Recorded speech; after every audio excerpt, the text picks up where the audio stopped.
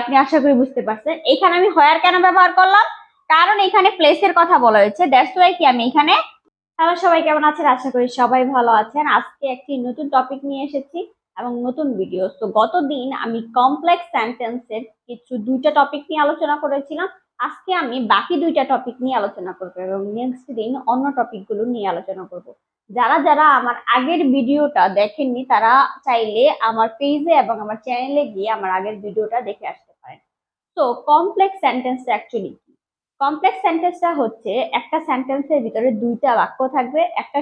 একটা বাক্যর মিনিং আপনি খুব ভালোভাবে বুঝতে পারবেন, আরেকটা একটু অন্যরকম থাকবে যেটা কি বাক্য স্বাধীনভাবে প্রকাশ করবে না।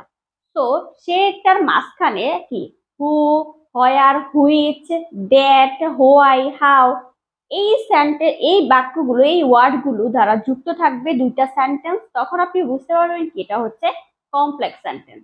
তো এইখানে কিছু উদাহরণ আছে, চলুন সেগুলো দেখে নিই, যার মাধ্যমে কি আপনি আইএলটিএস রাইটিং বলেন বা যে কোনো রাইটিং এর ক্ষেত্রে আপনি যদি কমপ্লেক্স সেন্টেন্স ইউজ করেন তাহলে কিন্তু আপনার মার্কিং লেভেলটা আরো বেড়ে যাবে। তো কমপ্লেক্স সেন্টেন্সটা আপনি অ্যাকচুয়ালি কিভাবে ব্যবহার করবেন আপনার স্পোকেনের ক্ষেত্রে, রাইটিং এর ক্ষেত্রে, সেটাই আজকে আমরা শিখব। চলুন আজকে এই উদাহরণগুলো দেখি। তো এখানে দেখুন একটা সেন্টেন্স আছে, এটা তখন করা হয়েছিল আমি অনুপস্থিত ছিলাম। এই দুইটা বাক্যের ভিতরে আপনি দেখুন একটু মিসিং মিসিং লাগছে না? যে কোনো জিনিস অবশ্যই মিসিং আছে। তো এই যে এটা তখন করা হয়েছিল, আচ্ছা এটা কি করা হয়েছিল, তাই না? আমি অনুপস্থিত ছিলাম, দুইটা বাক্যই কেমন ছাড়া ছাড়া লাগছে না? তো এইখানে যদি আমি একটা জিনিস যুক্ত করে দেই তাহলে কিন্তু বাক্যটা কি সুন্দর হয়ে যাচ্ছে। এটা তখন করা হয়েছিল কি, এখন যদি আমি এখানে লিখি যখন, যখন, যখন ইংরেজি কি when। এখন দেখুন সেন্টেন্সটা কিন্তু ফুলফিল হয়ে গেছে। এটা তখন করা হয়েছিল যখন আমি অনুপস্থিত ছিলাম।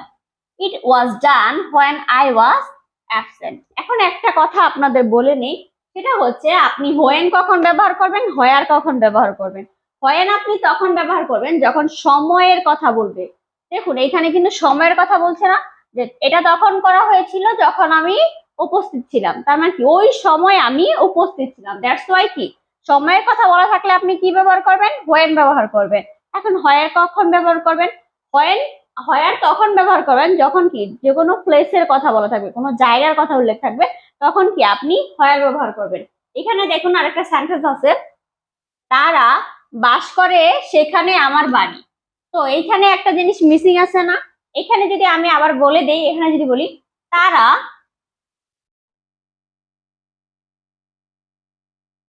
যেখানে, এখন যদি আমি বলি তারা যেখানে বাস করে সেখানে আমার বাড়ি, দেখুন এখন সেন্টেন্সটা ফুলফিল হয়ে গেছে না? অবশ্যই। মাই হোম ইজ, যেখানে ইংরেজি কি, দেখুন সেন্টেন্সটা কি মিলে গেছে। My home is where they live. Okay, এটা আশা করি আপনি বুঝতে পেরেছেন। এরকম আরেকটা বাক্য আছে, সে কাজ করে, সে কাজ করে সেখানে আমার অফিস। তো এখানে দেখুন এখানে একটা মিসিং মিসিং লাগছে না ব্যাপার? তো সে, এখানে যদি আমি লিখি সে যেখানে কাজ করে সেখানে আমার অফিস, মিলে গেল না? এখন দেখুন my office is, my office is where he works. তার মানে কি এখন এই বাক্যগুলোর মধ্যে আপনি আশা করি বুঝতে পারছেন এখানে আমি হোয়ার কেন ব্যবহার করলাম, কারণ এখানে প্লেসের কথা বলা হয়েছে। দ্যাটস ওয়াই কি আমি এখানে হোয়ার ব্যবহার করেছি এই দুইটা জায়গায়, ঠিক না? আর এখানে হোয়েন কেন ব্যবহার করেছি, কারণ কি এখানে সময়ের কথা উল্লেখ আছে। তো এই হোয়েন আর হোয়ার দেওয়ার কারণে কি সেন্টেন্স দুইটা কিন্তু কি মিলে গেলে এবং সুন্দরভাবে প্রকাশ পেয়েছে। তো এই সেন্টেন্স গুলো আশা করি আপনারা সবাই বুঝতে পেরেছেন। যদি আপনারা কেউ বুঝতে না পারেন অবশ্যই আমাকে কমেন্ট করে জানাবেন যে আমি বুঝতে পারিনি। এগুলো যদি আপনি সঠিক ওয়েতে ইউজ করতে পারেন তাহলে কিন্তু আপনার ইংলিশ রাইটিং বলেন বা স্পোকেন বলেন, সেই ক্ষেত্রে কিন্তু কি আপনার স্কোরটা একটু বেড়ে যাবে। তো আশা করি এই ভিডিওটি সবার ভালো লেগেছে। তো আজকে এই পর্যন্তই, ধন্যবাদ সবাইকে, দেখা হবে অন্য কোনো ভিডিওতে।